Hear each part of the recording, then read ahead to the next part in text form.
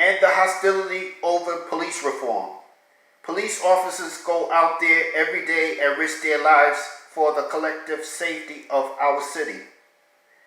They certainly need our support. Yet there have been far too many instances of police brutality, not just in New York City, but also in America, and there's an ever-growing public demand for change in how cops approach and do their jobs. The top brass at the NYPD have said publicly they've heard that appeal and are working to reform from within. Those statements, however, seem to conflict with what Police Commissioner Dermot Shea told police executives at a crime statistics meeting last week. In a videotape of that meeting obtained by the Daily News, Shea seemed to call leaders at City Hall cowards who won't stand up for what's right and don't have a goddamn clue what they're talking about.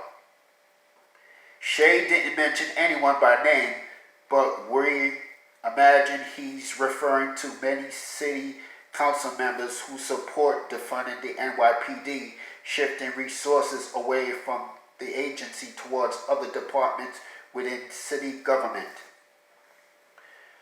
What kind of message does this send to the rank and file of the NYPD when their own boss suggests that lawmakers are cowards who don't have a goddamn clue what they're talking about?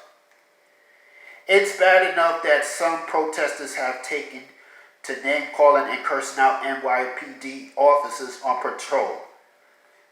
Must we now have the head of the NYPD doing the very same thing about lawmakers and activists seeking change?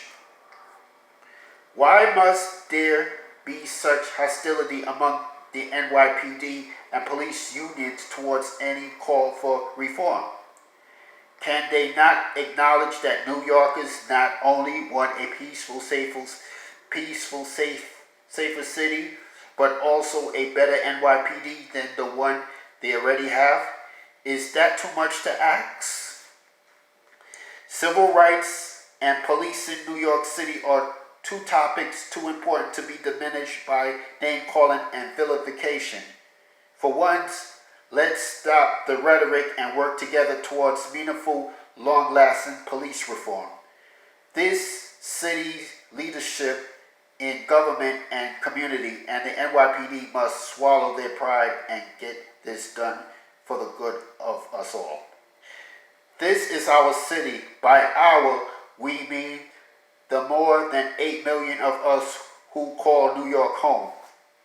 And the NYPD is ours to reform as the consequences. We must meet that challenge at last.